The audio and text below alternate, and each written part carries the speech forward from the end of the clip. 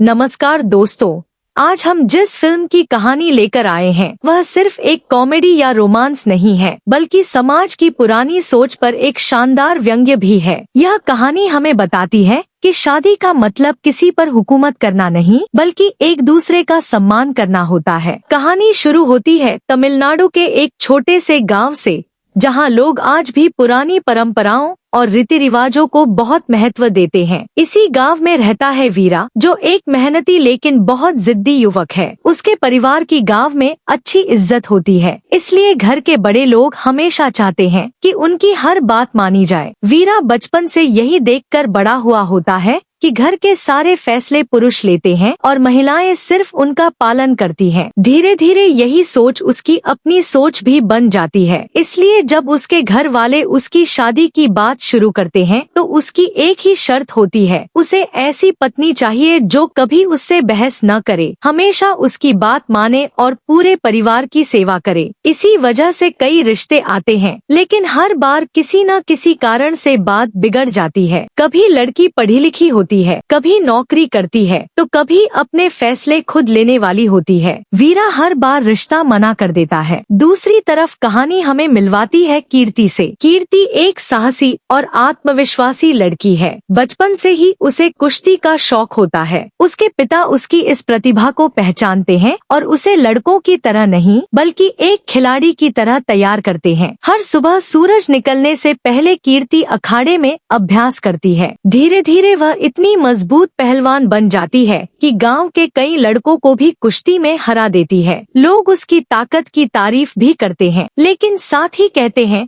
कि ऐसी लड़की से कौन शादी करेगा। कीर्ति की माँ को हमेशा चिंता रहती है कि अगर लड़के वालों को उसकी कुश्ती के बारे में पता चल गया तो कोई रिश्ता नहीं करेगा। इसलिए परिवार तय करता है कि शादी होने तक यह बात सबसे छिपाकर रखी जाएगी। कुछ समय बाद एक रिश्तेदार के जरिए वीरा और कीर्ति का रिश्ता तय होता है। दोनों परिवार पहली बार मिलते हैं। बातचीत बहुत अच्छी होती है। कीर्ति शांत स्वभाव से सबके सवालों का जवाब देती है और कोई भी उसके पहलवान होने का अंदाजा नहीं लगा पाता। वीरा भी उसे देखकर खुश हो जाता है। उसे लगता है कि आखिरकार उसे वैसी ही पत्नी मिल गई है जैसी वह हमेशा चाहता था। कुछ दिनों बाद पूरे गांव की मौजूदगी में दोनों की शादी धूमधाम से हो जाती है। शादी के बाद कीर्ति अपने नए घर आ जाती है। शुरुआत के कुछ दिन सब कुछ बहुत अच्छा चलता है। परिवार के लोग भी उससे खुश रहते हैं, लेकिन धीरे धीरे छोटी छोटी बातें सामने आने लगती हैं। कीर्ति हर बात पर अपनी राय रखती है।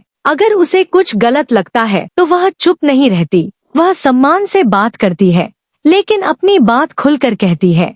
वीरा को यह बिल्कुल पसंद नहीं आता। उसे लगता है कि उसकी पत्नी उसकी बात नहीं मान रही है। दूसरी तरफ कीर्ति को महसूस होने लगता है कि उसके पति की सोच काफी पुरानी है। फिर भी वह रिश्ता निभाने की कोशिश करती है और अपने कुश्ती वाले जीवन को सबसे छिपाकर रखती है। शादी के बाद वीरा और कीर्ति की जिंदगी धीरे धीरे आगे बढ़ रही होती है। तभी वीरा के पुराने दुश्मन फिर से सामने आते हैं। एक दिन वीरा घर पर नहीं होता। इसी मौके का फायदा उठाकर कुछ गुंडे उसके घर पहुंच जाते हैं। वे सीधे कीर्ति के सामने खड़े होकर उसे धमकी देते हैं। वे कहते हैं, अपने पति से कह देना कि कोर्ट वाला केस वापस ले ले। अगर उसने केस वापस नहीं लिया तो उसका अंजाम बहुत बुरा होगा। कीर्ति बिना डरे उनकी बात सुनती है और साफ कह देती है कि वह यह फैसला नहीं कर सकती, कानून अपना काम करेगा। गुंडे गुस्से में उसे धमकी देकर वहां से चले जाते हैं। जब वीरा घर लौटता है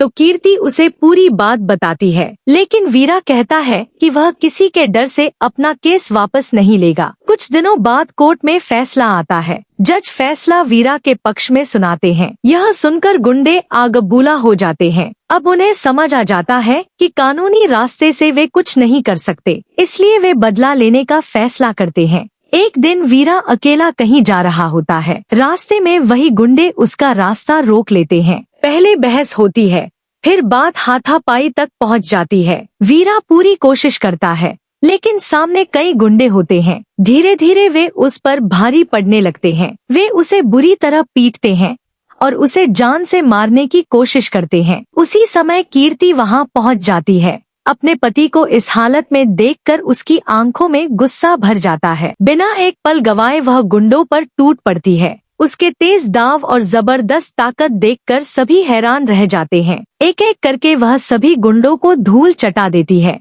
यही पहली बार वीरा को पता चलता है कि उसकी पत्नी कोई साधारण लड़की नहीं बल्कि एक बेहतरीन पहलवान है। वीरा को जब यह पता चलता है कि कीर्ति एक शानदार पहलवान है, तब उसके मन में अजीब सा डर और हीन भावना पैदा होने लगती है। उसे लगता है कि अब गांव के लोग उसे नहीं बल्कि उसकी पत्नी को ज्यादा सम्मान देंगे। उसका अहंकार धीरे धीरे उसे अंदर ही अंदर परेशान करने लगता है। इसी बीच गांव के मुखिया और कुश्ती संघ के लोग कीर्ति की प्रतिभा देखकर उसे फिर से अखाड़े में उतरने के लिए प्रोत्साहित करते हैं। वे चाहते हैं कि कीर्ति बड़े स्तर की प्रतियोगिताओं में खेले और अपने गांव का नाम रोशन करे। लेकिन वीरा को यह सब बिल्कुल अच्छा नहीं लगता। उसे लगता है कि कीर्ति जितनी आगे बढ़ेगी, लोग उतना ही उसे छोटा समझेंगे। इसी बात को लेकर दोनों के बीच रोज रोज बहस होने लगती है। एक दिन झगड़ा इतना बढ़ जाता है कि कीर्ति दुखी होकर अपना सामान उठाती है और अपने मायके चली जाती है। दोनों के परिवार भी इस मामले में शामिल हो जाते हैं और बात तलाक तक पहुंच जाती है। कुछ समय बाद वीरा को अपनी गलतियों का एहसास होने लगता है। उसे समझ आता है कि समस्या कीर्ति नहीं बल्कि उसकी अपनी सोच थी। वह फैसला करता है कि अगर उसे कीर्ति को समझना है तो पहले उसे उसी की दुनिया को समझना होगा। यही सोचकर वीरा खुद कुश्ती सीखना शुरू कर देता है। शुरुआत में उसे बहुत चोट लगती है। वह बार बार गिरता है लेकिन हार नहीं मानता। धीरे धीरे वह मेहनत करके खुद को मजबूत बना लेता है। फिर एक बड़ी कुश्ती प्रतियोगिता रखी जाती है जिसमें वीरा और कीर्ति दोनों हिस्सा लेते हैं। मुकाबले के दौरान दोनों आमने सामने आ जाते हैं। पूरा गांव सांस रोककर यह मुकाबला देख रहा होता है। लेकिन मैच के बीच अचानक कीर्ति की तबीयत बिगड़ जाती है। वह अखाड़े में ही बेहोश होकर गिर पड़ती है। तुरंत उसे अस्पताल ले जाया जाता है। अस्पताल में डॉक्टर जांच के बाद एक खुशखबरी देते हैं। उन्हें पता चलता है कि कीर्ति मां बनने वाली है। यह सुनकर दोनों परिवार भावुक हो जाते हैं। उधर प्रतियोगिता के नियमों के अनुसार वीरा को फाइनल मुकाबला पूरा करना जरूरी होता है। भारी मन से वह दोबारा अखाड़े में लौटता है। इस बार वह सिर्फ अपनी जीत के लिए नहीं बल्कि कीर्ति और अपने आने वाले बच्चे के लिए लड़ता है। कड़ी मेहनत और पूरे आत्मविश्वास के साथ वीरा फाइनल मुकाबला जीत जाता है। जीत के तुरंत बाद वह ट्रॉफी लेकर सीधे अस्पताल पहुंचता है। वहां वह कीर्ति का हाथ पकड़कर उससे दिल से माफी मांगता है। वह स्वीकार करता है कि उसने अपने अहंकार की वजह से उसे बहुत दुख पहुंचाया। वीरा कीर्ति से वादा करता है कि आज के बाद वह कभी उसके सपनों के रास्ते में नहीं आएगा बल्कि हर कदम पर उसका साथ देगा और उसे कुश्ती में आगे बढ़ने के लिए हमेशा प्रेरित करेगा। कीर्ति भी उसे माफ कर देती है